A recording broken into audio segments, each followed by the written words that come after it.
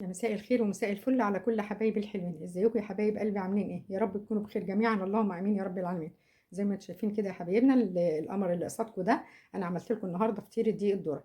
عايزه اقول لكم الفطيره دي يا حبايبي بيبقى لها طعم خاص وطعم مميز. الفطيره فعلا دي طعمها بيبقى جميل جدا. انا بعملها بطريقه جدتي الله يرحمها. اولا هي سهله وبسيطه وما بتاخدش وقت. عايزه اقول لكم من اسهل الفطاير اللي بتتعمل، بس بتبقى طعمها خطير. اهم حاجه يا حبايبي تتابعوا معانا الفيديو للاخر، وما تنسوناش في الشير واللايك وعلامه الاشتراك. يلا بينا يا حبايبي نقول لكم احنا عملنا الفطيره القمر دي ازاي. نسمي كده يا حبايبنا الاول ونصلي على سيدنا محمد وعلى اهله وصحبه اجمعين صلى الله عليه وسلم. معايا بقى بصوا هنا، معايا هنا 3 كوبايات دقيق ذره، سواء دقيق ذره ابيض او اصفر مش فارق. ومعايا كوبايه ونص دقيق الابيض العادي. ومعايا كوبايه سمنه، طبعا لازم السمنه بتاعتنا تكون كويسه. الاساسي كمان عندنا في الفطيره بتاعتنا النهارده القشطه. معايا معلقتين لبن بودر ومعلقتين سكر. ومعايا كوبايه زبادي، سواء زبادي او لبن رايب. ومعايا هنا هنحتاج معلقه صغيره بيكنج باودر، ورشه ملح، ونص معلقه صغيره قوي خميره فوريه. هنبدا بقى يا حبايبنا نقول احنا هنعمل ايه. الاول انا هنا الثلاث كوبايات دي الذره، لازم الدقيق الذره يتنخل الاول يا حبايبنا. زي ما انتم شايفين كده اهو. انا هحط الثلاث كوبايات الاول وانخلهم.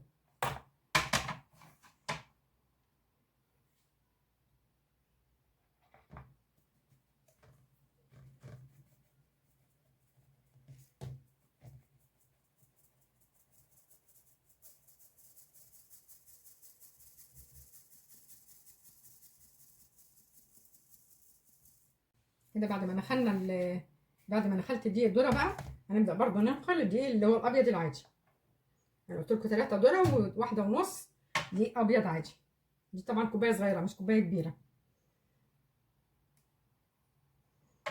وبرضو هننخلهم زي الدقيق الاصفر، زي دقيق الذره.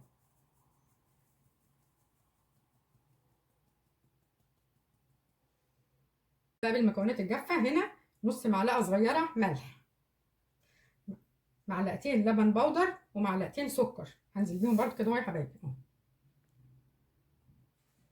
هنزل بمعلقه صغيره بيكنج باودر،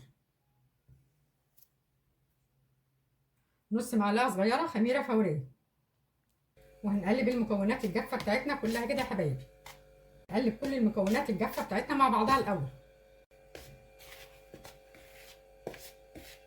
عايزه اقول لكم فطيره دي الذره من اسهل ما يكون، ما بتاخدش وقت خالص ولا بتاخد عجن. ننزل بقى هنا بكوبايه السمنه بتاعتنا لازم تكون ريحتها كويسه.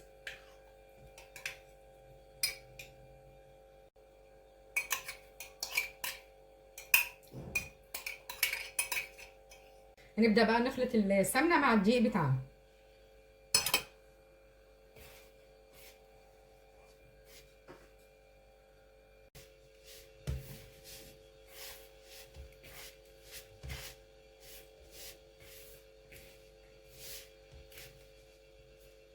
كده يا حبايبي انا بسيت السمنه حلو مع الدقيق زي ما انتم شايفين كده اهو. كله بقى زي الرمل كده، لما تمسكوا العجينه في ايديكم تبقى كده عامله زي الكتله البسيطه كده اهو يا حبايبي. هبدا بقى انزل بالزبادي، او سواء عندكم الا زبادي او لبن رايب المتوفر عندكم بتنزلوا بيه يا حبايبي. هننزل بقى كده بالزبادي بتاعنا.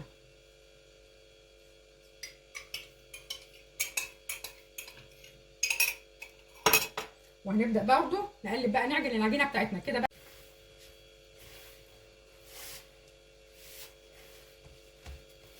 المفروض العجينه بتاعتنا تبقى بتلزق تلزيقه بسيطه، يعني العجينه بتاعتها بتبقى طريه شويه عن الفطير العادي.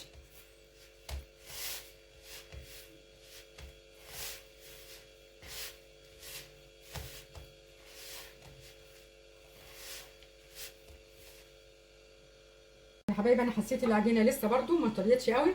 هبدا انزل برضو بشويه، بقى عندي شويه كده لبن رايب هنزل بيهم كده برضو على العجينه. مش هنزل بيهم كلهم على اساس برضو العجينه ما تطراش مننا قوي. وهبدا برضو اعجن تاني.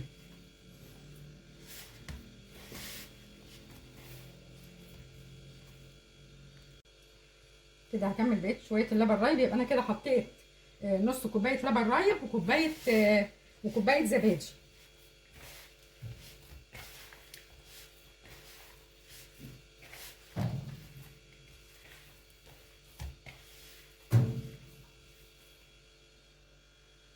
ابدا انزل بقى يا حبايبي كده بحوالي 3 معالق كبار. ابدا انزل ب3 معالق قشطه. انا بجيب اللبن الحليبي يا حبايبي بغليه، وتاني يوم بسيبه في التلاجة لمده يوم كامل، وتاني يوم باخد القشطه بتاعته. دي قشطه اللبن اللي هي الفلاحي. هنبدا برضو نعجن كده تاني يا حبايبي. طبعا اساسي في فطيره دقيق الذره القشطه بتاعتها، لازم ندخل القشطه في قلب العجينه.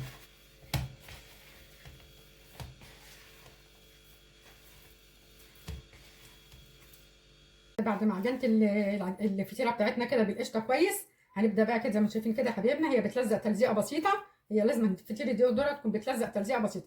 هنبدا بقى نغطيها يا حبايبنا يا دوبك بتاع 5 دقائق كده تريح على ما ندهن الصينيه بتاعتنا. شايفين كده يا حبايبي انا دهنت الصينيه بتاعتنا، لازم الصينيه تدهن سمنه كويس. انا دهنتها سمنه، وهبدا انزل بقى بالفطيره بتاعتنا.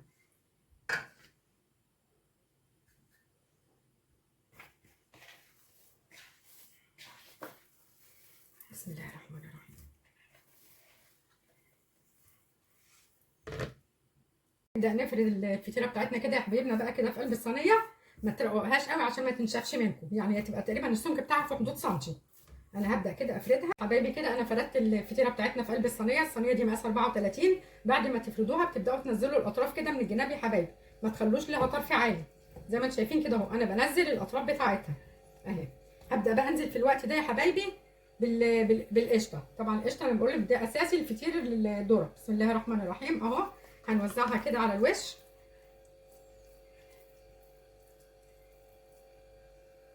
كده يا حبايبي. انا دهنت الفطيره بتاعتنا كده كلها وشها بالقشطه. مش هتسيبوها بقى كده، هتبداوا كده تغرزوا بسيط على اساس القشره بتاعتنا يا حبايبنا ما تسيحش وتنزل تحت. بتغرزوا كده الفطيره كده بسيط كده بايديكم زي ما انتم شايفين كده يا حبايبي اهو. ادي كده الفطيره بتاعتنا اهي بعد ما دهنت وشها بالقشطه ورستها بصابع على اساس القشطه بتاعتنا ما تخرجش في وقت السوا من الفطيره. الصينيه دي مقاس 34، ما تخنوش الفطيره قوي ولا ترققوها قوي، يعني السمك بتاعها تقريبا حوالي سنتي. انا هسيبها بقى تريح كده حوالي ربع ساعه. في الربع ساعه زي يا حبايبي هنشغل فرن البوتاجاز على درجه حراره عاليه. بعد الربع ساعه بنبدا ندخلها على الرف الاولاني اللي هو فوق الشبكه، يعني اول رف من فوق النار على طول. بحطها يا حبايبي كده على الشبكه. لو الشوايه بتشتغل مع النار مع الشعله من تحت بتشغلوا الاثنين مع بعض. ما اشتغلتش اول ما تحسوا ان الفطيره بتاعتكم بدات تحمر كده من الجناب، حمار بسيط عشان ما تحرقش، وبدات تخلع كده بسيط من الجناب، بتشغلوا لها الشوايه. ان شاء الله يا حبايبي كده. هي ما بتاخدش، خلي بالكم سوا، بتاخد كتير قوي بتاع 12 دقيقه، ما بتكملش ربع ساعه. اول ما تخرج من الفرن ان شاء الله يا حبايبي هوريها لكم. شايفين يا حبايبي، شايفين الفطيره بتاعتنا في الفرن شكلها ايه؟ بسم الله ما شاء الله. الفطيره بتاعتنا روعه اهي زي ما انتم شايفينها كده، قبت وجميله وزي الفل. اما تخرج بقى يا حبايبي هوريها. ادي كده يا حبايب قلبي الفطيره بتاعتنا هي بعد ما خرجت من الفرن. شايفين شكل الفطيره اهي. الفطيره بتاعتنا بتتكلم عن نفسها. الفطيره بتاعتنا طالعه روعه بسم الله ما شاء الله. عايزه اقول لكم ريحتها تجنن، ريحتها حلوه قوي قوي قوي. هنغطي بقى دلوقتي يا حبايبنا الفطيره بتاعتنا، وبعد ما يا دوبك تبرد بس شويه كده اوريها لكم ان شاء الله.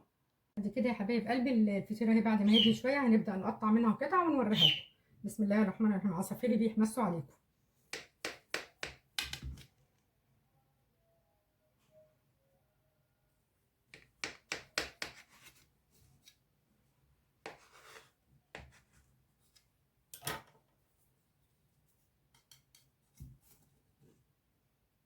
كده يا حبايب قلبي اهي الفطيره بتاعتنا طالعه روعه.